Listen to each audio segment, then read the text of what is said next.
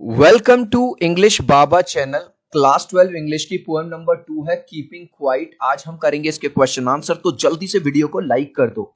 I hope children आपने video को like कर दिया है और अभी तक चैनल को सब्सक्राइब नहीं किया तो सब्सक्राइब कर दो सो दैट आपको हमारे सारे अपडेट्स मिलते रहे। क्वेश्चन नंबर 1 देखिए, what will counting up to 12 and keeping still help us achieve. Children अगर आपने ये पोएम पढ़ी है तो बार बार पोएट कह रहा है कि जब भी आप थोड़ा नर्वस फील करो 12 तक काउंटिंग करो। कहां तक? 12 तक। पोएट ये कह रहा है कि हम अपनी भागदौड़ भरी जिंदगी में इतने ज्यादा व्यस्त हैं कि हम ओवर थिंकिंग करने लगते हैं, टेंशन में आ जाते हैं। क्वेश्चन अब ये पूछ रहा है कि अगर आप 12 तक काउंट करोगे और स्टिल यानी शांत बैठ जाओगे मेडिटेशन वाली फॉर्म में, तो आप क्या अचीव कर पाओगे? आप एक तो जो ओवर थिंकिंग है, जो टेंशन है, वो आपकी खत्म हो जाएगी। आप अपने वर्क प्लेस पे बेहतर परफॉर्म करोगे और आपको जीवन में मजा आने लगेगा। तो आंसर कैसे लिखेंगे? पूरा क्वेश्चन से counting up to 12 and keeping still help us achieve, पूरा लिख दिया क्वेश्चन से।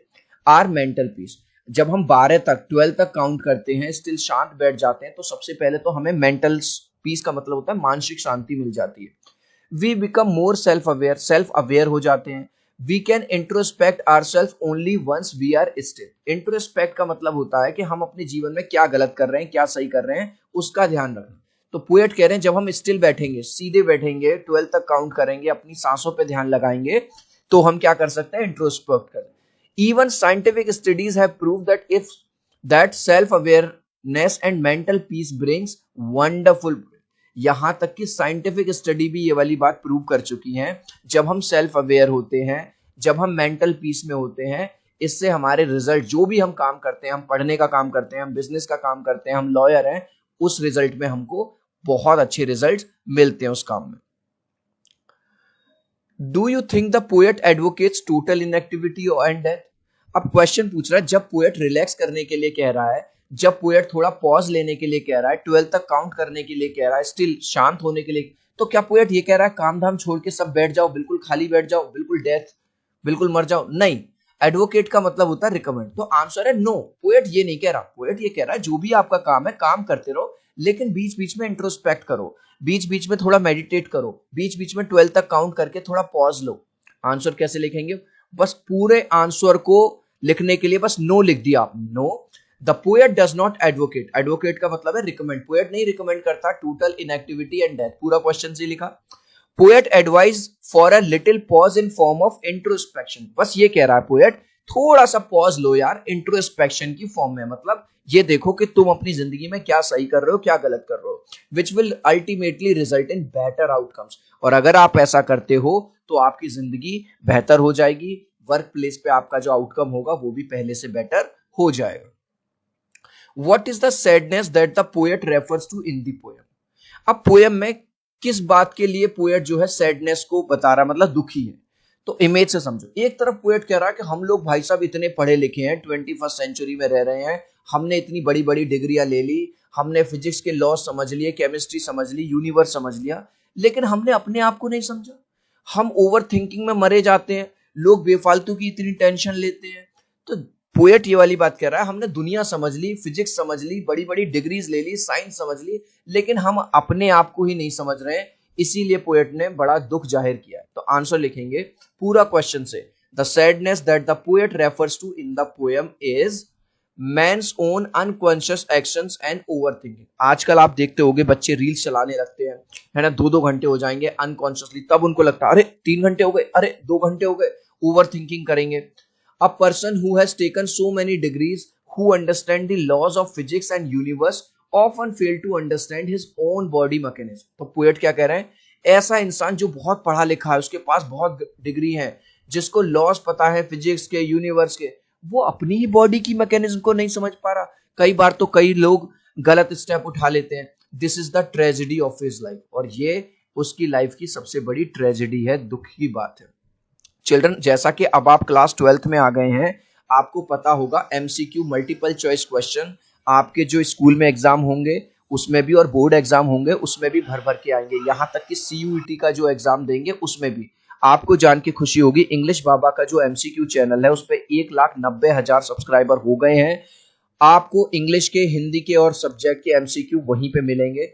इस तरह का लोगो है, लिंक मैंने डिस्क्रिप्शन में डाल दिया है। जल्दी से चैनल को सब्सक्राइब कर लेना, इंग्लिश बाबा को भी और एमसीक्यू चैनल को भी। What symbol from nature does the poet invoke to say that there can be life under apparent still? अब पोएट बार बार कह रहे हैं कि हमको ना लाइफ में थोड़ा ब्रेक लेना चाहिए, हमको ना थोड़ा स्टिल बैठना चाहिए, थोड़ा 12 तक काउंट करना चाहिए। अब वो नेचर का कौन सा एग्जाम्पल देते हैं अपनी बात को प्रूव करने के लिए? वो कहते हैं भले से जो नेचर कभी कभी शांत लगे, कभी कभी ऐसा लगे कि नेचर में कुछ काम नहीं चल रहा, जैसे इमेज से समझो, हमने वो फसल जमीन देखी, ठीक है, जिसमें बीज लगाए गए हैं, तो 2-3 महीने तक ऐसा लगता है कुछ काम हो ही नहीं रहा, कोई नहीं हो रहा, लेकिन 2-3 महीने बाद उसी फसल पे, उसी लैंड पे जहां खाली पड़ी थी, उस पे हरी भरी खेती आ जाती है। तो पोएट यही वाली बात कह रहे हैं, जब आप मेडिटेट करते हो, पॉज करते हो लाइफ में, इसका मतलब ये नहीं है काम रुक गया, इनफैक्ट काम तो ऑलरेडी चल रहा है। तो आंसर कैसे लिखेंगे?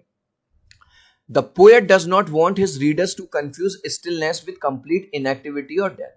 पोएट ये नहीं चाहता कि उसके जो रीडर्स हैं उस पोएम के, वो कंफ्यूज हो जाएं।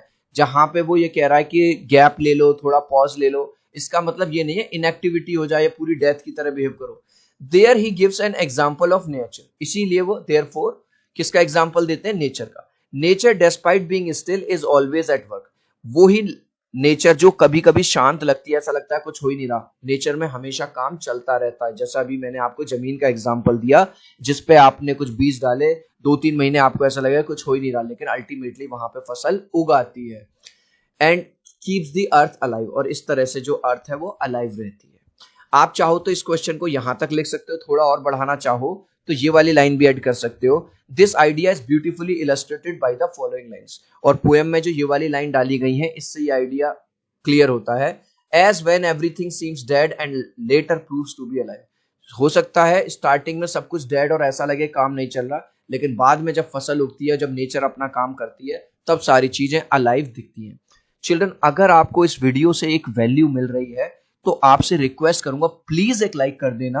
जब आप वीडियो को लाइक करते हो, यूट्यूब के एल्गोरिदम को पता चलता है इंग्लिश बाबा चैनल की वीडियोस आपको पसंद है, तो 3 तक काउंट करूंगा, वीडियो को लाइक कर दो, 1 2 3। आई होप चिल्ड्रन आपने वीडियो को लाइक कर दिया है, चैनल को सब्सक्राइब कर दिया है। एमसीक्यू चैनल को भी जरूर सब्सक्राइब कर लेना। इस लास्ट क्वेश्चन का आंसर आप मुझे दोगे कॉमेंट सेक्शन में, देखूंगा कितने बच्चे ऐसे हैं जो राइट आंसर देंगे। क्वेश्चन देखिए, the poet speaks reader to count up to dash. याद करो, मैंने स्टार्टिंग में कई बार बताया, पोएट ने कहां तक काउंट करने के लिए बोला है अपने रीडर्स को जब भी उनको ब्रेक लेना हो? 10 तक, 11, 12 या 30। ठीक है, आप चाहो तो अपने आंसर में कमेंट में A, B, C या D लिख देना, मैं समझ जाऊंगा। सो आई होप मेरा ये वीडियो आपको बहुत अच्छा लगा होगा। प्लीज वीडियो को लाइक कर देना, चैनल को सब्सक्राइब कर देना। अब हम मिलते हैं अगले वीडियो में। Bye bye.